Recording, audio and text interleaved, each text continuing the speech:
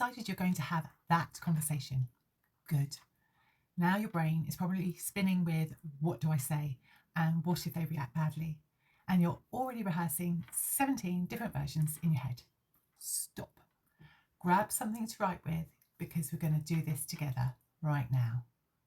So last time I talked about why we avoid difficult conversations, and a bunch of you said, okay, I'm ready, but how? And I get it, because the gap between I should have this conversation and actually having it can feel massive. So I'm going to walk you through the exact framework that I use before any difficult conversation, and I'm going to do it with you. Are you ready? Let's do this. Okay, step one, let's get really clear on your intention. The first question is, and this is the most important one, what do you actually want to happen as a result of this conversation? Not what you want to say, not what you want them to know. What outcome are you actually hoping for? So, for example, the conversation I need to have is with a colleague and the way that they treat me in meetings. And when I ask myself what I want, okay, what do I want? I want them to know they've really annoyed me, but that's not an outcome. What I actually want is I want us to figure out how to work together without this tension, or I want to understand what's going on for them, or I want to set a boundary that actually sticks. Your turn. Write down what I want from this conversation is, and be honest. If part of you just wants to be heard, write that down. If you want them to change something specific, write that down. If you want to repair the relationship, write it down. You can't have a good conversation if you don't know what you're trying to create. Okay, next step. Step 2 is separate the facts from the story. This is where most difficult conversations can go sideways. We come in with our story about what happened and we present it as fact. So here's what we're going to do. We're going to draw a line down the middle of the page.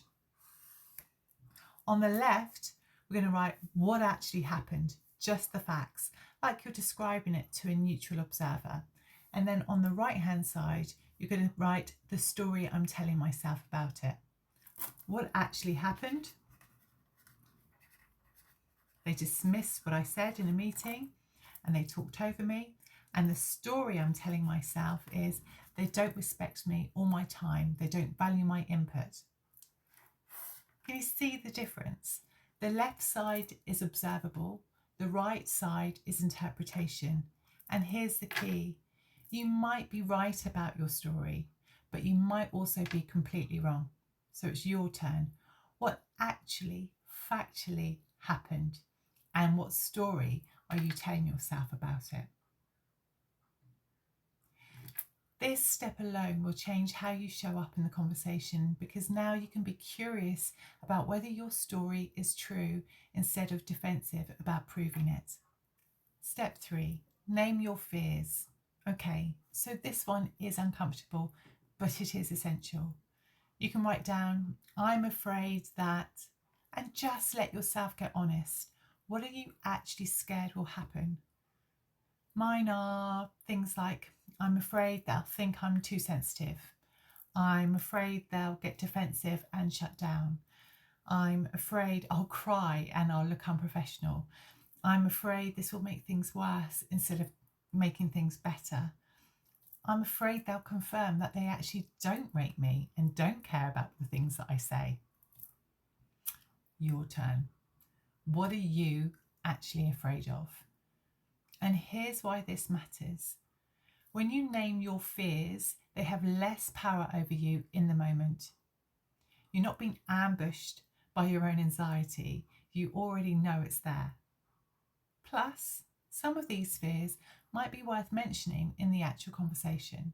Like, hey, look, I'm nervous about bringing this up because I'm worried it will make things worse or make things weird between us. That's actually really humanizing and a really good way to start. Step 4, prepare your opening. All right, we're almost there. The hardest part of any difficult conversation is the first 30 seconds. So we're going to write one sentence that gets you into it. Here's the formula I use. I want to talk to you about the specific thing because what you want from step one. Mine is, I want to talk to you about the last few meetings because I value our working relationship and I feel like something is off between us. That's it. Not an accusation, not a dissertation, just here's what we're talking about and here's why it matters to me. So write yours now. One sentence. It doesn't have to be perfect. And here's a tip. After you say that opening line, pause. Let them respond. Don't fill the silence with more words. You've opened the door.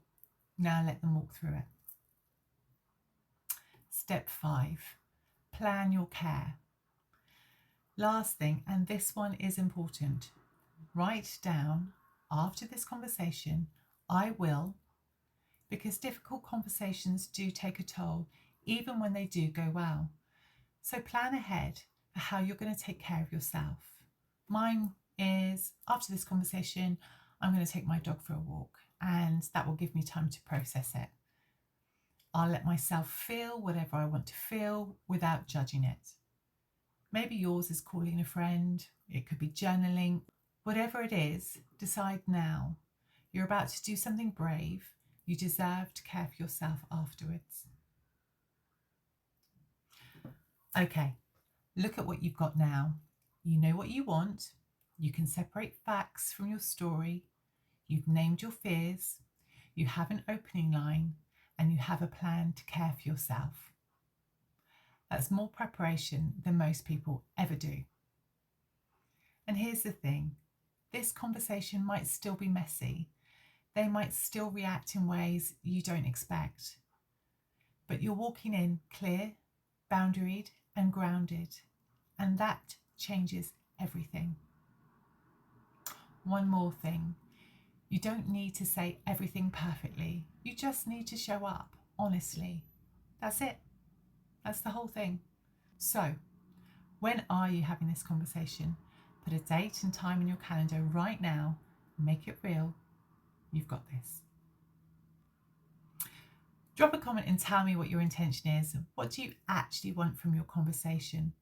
Sometimes just saying it out loud helps. Understanding the pattern is half the battle. So I'll see you next time round, and good luck.